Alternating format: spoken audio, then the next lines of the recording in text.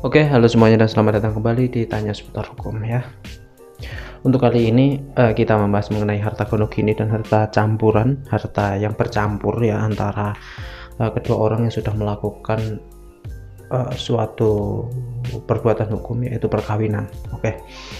Karena kadang ada pertanyaan seperti ini, apakah rumah yang dibangun di atas tanah milik orang tuanya itu termasuk harta gono gini karena tanah tersebut milik orang tuanya atau belum diwariskan juga, atau bangunan yang dibangun sedangkan tanahnya dibeli sebelum perkawinan. Karena hal tersebut ya, karena tanah sebelum perkawinan tersebut kan bukan termasuk harta gono gini, apakah rumah tersebut juga termasuk sebagai harta gono gini?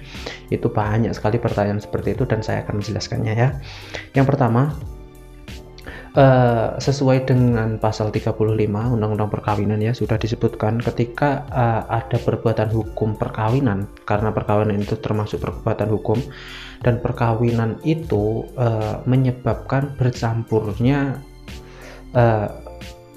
hubungan hukum ya, jadi bercampurnya harta kedua belah pihaknya ketika tidak ada perjanjian perkawinan di pasal 29-nya. Jadi ada perjanjian perkawinan, pemisahan hutang, pemisahan pendapatan, atau pemisahan apapun ya bisa. Jadi ketika tidak ada perjanjian, dan sekarang jarang sekali adanya perjanjian perkawinan ya, nggak tahu kenapa. Kalau untuk orang-orang biasanya ya jarang sekali menggunakan perjanjian perkawinan ya.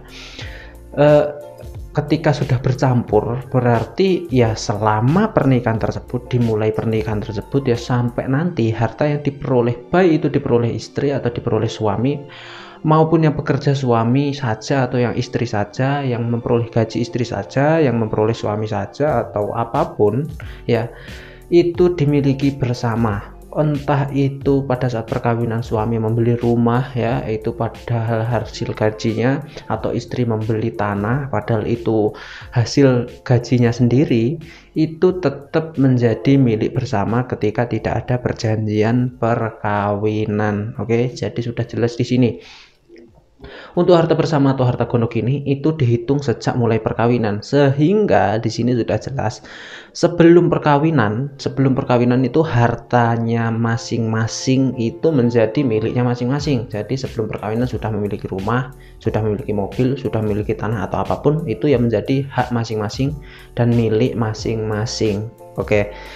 Oleh sebab itu sudah sangat jelas ya, ketika pertanyaan apakah bangunan di atas rumah orang tuanya itu menjadi harta gono gini, ya jelas bangunannya sebagai harta gono gini.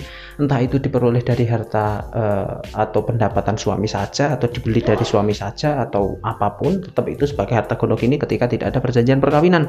Sedangkan untuk tanahnya ya tetap miliknya orang tuanya, karena itu hanya harta bawaan dari sebelum perkawinan. Sudah ada tanah tersebut dan tanah tersebut milik orang tuanya, belum diwariskan, belum berpindah, dan walaupun sudah diwariskan tetap seorang istri tidak termasuk ahli waris ya.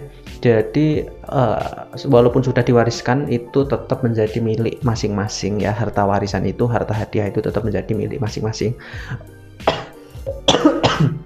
Oleh sebab itu bagaimana kelanjutannya ketika tanahnya milik orang tua dan bangunannya, ya bisa saja diajukan tuntutan mengenai harta gono gini, namun hanya bangunannya saja. Nanti untuk bangunannya bisa ditaksir, dinilai ya oleh pengadilan, nilainya berapa, diasumsikan misalnya harga 200 juta, nanti dibagi bisa menjadi 2, jadi nanti masing-masing pihak kebagian 100 juta itu bisa dimasukkan di dalam gugatan rekonvensi ya. Oke. Saya pikir itu aja cukup, dan intinya setiap harta bersama yang diperoleh dalam masa pernikahan itu sebagai harta bersama dan milik bersama dan sebagai harta gono gini. Entah itu yang memperoleh suami saja atau istri saja, ketika tidak ada perjanjian perkawinan maka itu sebagai harta gono gini. Itu aja cukup. Terima kasih banyak. Assalamualaikum warahmatullahi wabarakatuh.